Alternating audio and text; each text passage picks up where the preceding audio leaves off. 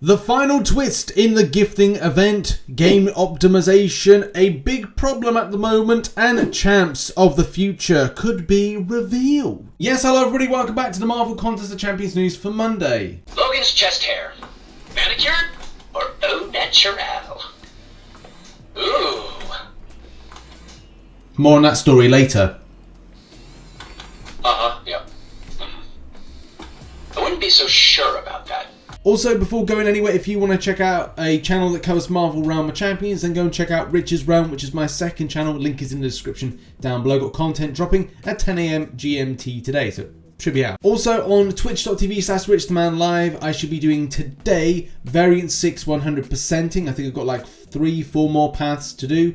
Then tomorrow I should be doing Path 2 of Abyss of Legends. Fingers crossed, it just depends on time and availability, but that is what I plan to do and what I hope to do before the new content drops on Wednesday this week. Yes, I would be very grateful if you go and support on those other things. Much love. And as well, much love to those that support over on Patreon and YouTube membership. They are on screen now. Thank you so much for those that support through those means. And also those that support over on twitch.tv/RichTheMan live, as I just said a moment ago. Those that give the Prime Gaming once a month, saying thank you so much. And you're on screen now. Thank you. These are the current people. And as well, I look forward to seeing you later on. Should be a good one. Now, the point of recording this video, you may be expecting some info on the side quest as well as the rewards that are going to be structured for this. Yeah, there's nothing at the moment. There's nothing being delivered to CCP, as I did say at the weekend. So we hope for more info to be dropped today, but there is going to be a big information drop when it comes to the abilities of Strife and as well as Jubilee. So that's going to clear a lot of content, and as well it will backlog where I plan to upload my predictions, because that's going to be kind of important for the champion predictions. But the really cool thing about this month is there should be some sort of arcade-based vibe, which I'm really looking forward to. As a massive arcade player back in the day, I think it's one of the first things of gaming that I got myself accustomed to when I was really young and we went on holiday to Mallorca. There was a little arcade there that you could just like play with, I think it was like pesetas, I think it was back then when they had the different currency prior to the euro. So yeah, I've been gaming for a long ass time, man. But yeah, for those that can remember like arcades, and arcades are so cool. This is why going to Dave & Buster's was fun, but also in the UK we have a lot of these type of arcade games still in function in various different locations, mainly seaside locations in the UK. Nothing really inside the like cities and stuff, but there are places. Next up, and let's talk about game optimization. As somebody who's playing one of the other Marvel Kabam games that has heavy attacks, swipes, and tap dynamics to it, so lights, swipes, whatever, it has the same functionality. It's weird to note that that game is consistent with those, and they're not getting any dropped inputs. But when it comes to MCOC, there's an incredibly large amount of dropped inputs. Is that down to the scope, the wide breadth of the game and the amount of users on a daily basis? Maybe. Are the servers not good enough? Quite possibly. We have memed on them before, but at the same time, optimization is a key thing. And it's very weird to note that players who play Marvel Realm of Champions are very rarely saying about the stuff that they find an issue with Marvel Contest. But, further dissection needs to be looked into that. And again, down to things like server load, communication between device and server. That's another kind of key thing to mention. But it's weird. It's very, very weird, but still annoying. I came back from a 7-day hiatus to kind of play, and I have been playing AQ and AW, but I'm not really kind of like enjoying the game as much. And it could be down to several factors, and that is down to things like, I don't want to go into a blog, find that it doesn't register, and then as I get completely wiped out by doing stuff like high-end content, that it just goes into a connection error whilst that is while I'm trying to go from match to match, or if not trying to revive. It's something that's happened before. It's a consistent problem, and it's still something that's not being addressed. Like a lot of the things here, like press fight, game freeze, which a lot of players over December or latter part of December who are trying to do things like Labyrinth for Legends and other stuff, I still felt like they're not being listened to, or this is not being dealt with. It's always very interesting when people say other games are fine for me, but this game is not. And that's something to really look into as to where the consistency for optimization is largely there. And I appreciate that there's a multitude of devices to optimize the game for. It's just a case of when people bring the argument to the table going, hey, I have other games, they are better when it comes to optimization than it is with MCOC. So that's something this year I hope is definitely looked into, especially as I checked a few of these forum posts and find that we're still getting a regular flurry of people saying, look, I'm on Android, you know, my device is not working as well. Maybe it's the Android build, the operating system, maybe it's something else, maybe it's a tablet, maybe it's not. Still frustrations for players. All right, next up, and very importantly, what's going down with gifting. So I did say there's a twist to the gifting event. Well, it's kind of like if you know the info, then you know. And Kabam have made it obvious, but again, people will say the same thing. When the event ends, there will be a 7-day delay, or there will be a delay between the point of the event finishing and as well you getting your rewards.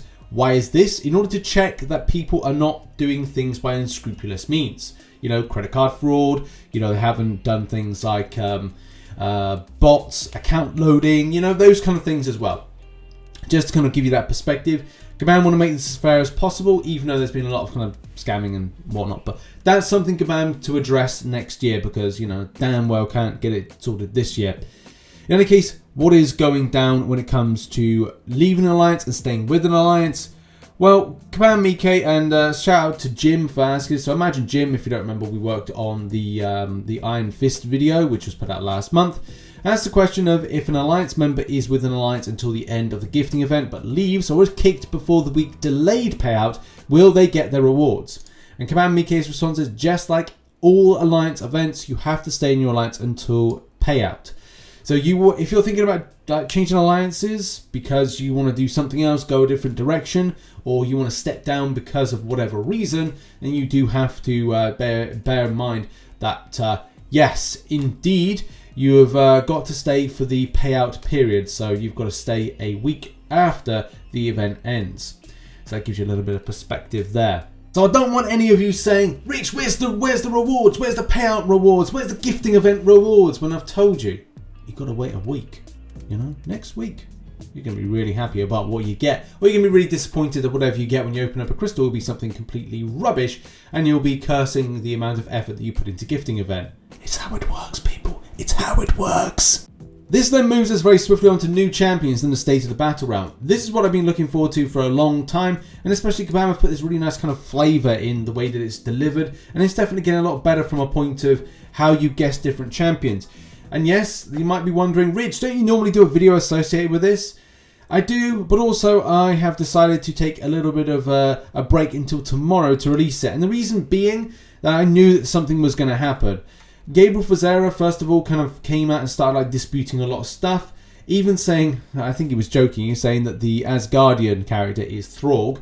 But the thing that's kind of most important is how I guess and how we should be guessing. With Gabriel Fazera saying the connections in this map reflect the storyline of the Champions universe more than the comics or other continuity. So the relationship between the Sentry and Collector are more important here. So that really kind of like, again, highlights certain points of reference as to where the story is going. So that could be, again, something of an important thing when you're creating these answers to question marks. And Gabriel has also kind of answered against a few other question marks, which is important for me for creating something. So I'm able to create something with more logical elements to it. And as well, maybe go back to some past storylines that Kabam have created in order to get an idea of where everything is going and whether or not it is all based on Champions. Is it a case there's some movie tie-ins? Because that's something to bear in mind as well, and where they sit. Because it could be a case that those tie-ins sit to these question marks here, just outside these question marks, and the same thing with other elements as well. Like you could say, because in the defenders area here, you know, we're close to Iron Fist. Could there be some kind of like relationship to Shang-Chi and Kunlun and Iron Fist? Possibly, don't know. But those are the scenarios I'm trying to present here, and why I'm taking a little bit of time just to assess what is going on and to give a proper deep dive. Now on to arena results and predictions. So all my predictions for round 2 are down below at the moment. They follow the same scheme as the predictions for last week. They are downgraded slightly, especially with info that I've seen. We'll go over the results in a minute of Luke Cage getting a 300 position at 26 mil. But we're going to go over that now. Yeah, 5-star Luke Cage went for a very respectable 26.27 mil. And that's why I've gone with the prediction similar to last week. It's just a case of being safe on this. But you can downgrade it to 28 mil for the take at about 280 position, I would say. But still, look, 30 mil is safe. But I think around that 28 mil is still safe enough if you want to go for it. The 4-star version, not any info about that, sorry to say, but you can imagine that it will go for anything like 6 mil. And then we've got some other info as well when it comes to the 4-star. This player picked it up for a respectable 1.8 mil, which does mean that, hey, look, you know, 1.8 to 2 mil for the round 2 would be acceptable as well for you to go for. And there we go. That's been your Marvel Contest of Champions news for Monday. Have a great day. We've got Strife and Jubilee abilities dropping on the channel. And that'll be the other 2 videos. There may be a further one if we get the info on the rewards for the side event or get some more info today. If not, it will be the predictions video for tomorrow and as well potential variant 6 opening tomorrow. Then I'll be trying to do the Path to Abyss run tomorrow as well over on twitch.tv. So make sure you're following all that stuff. Thanks for watching. Bye-bye.